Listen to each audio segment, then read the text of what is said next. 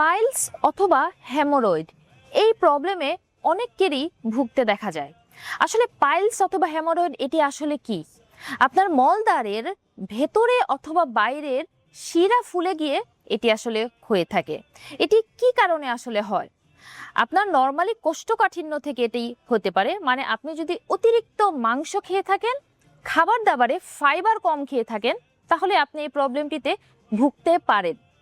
এই প্রবলেমটি থেকে বাঁচতে হলে আপনাকে কি করতে হবে? আপনি অবশ্যই খাবারে ফাইবার রাখবেন। ফাইবার মানে হচ্ছে শাকসবজি, ফলমূল, এটি খেতে পারেন। আর সব থেকে ভালো ফাইবার হচ্ছে ইসবগুলের ভুসি।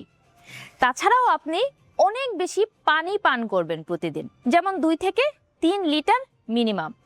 এছাড়াও আপনার খাবারের তালিকায় মাংসের পরিমাণ, মানে রেড মিট, গরুর মাংস, খাসির মাংস, এগুলো একটু কমিয়ে খাবেন, ঠিক আছে? আর কখন আপনাকে প্রফেশনালসের পরামর্শ নিতে হবে?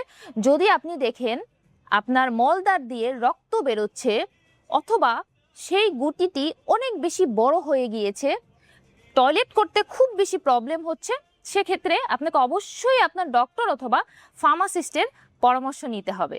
আর আপনারা যদি আমার সাথে কন্ট্যাক্ট করতে চান, এই নাম্বারটিতে হোয়াটসঅ্যাপ করতে পারেন অথবা ভিজিট করতে পারেন স্মার্ট হেলথ ফার্মাসি, শারজাহ, মুয়াইলাতে। সবাই ভালো থাকুন। আল্লাহ হাফেজ।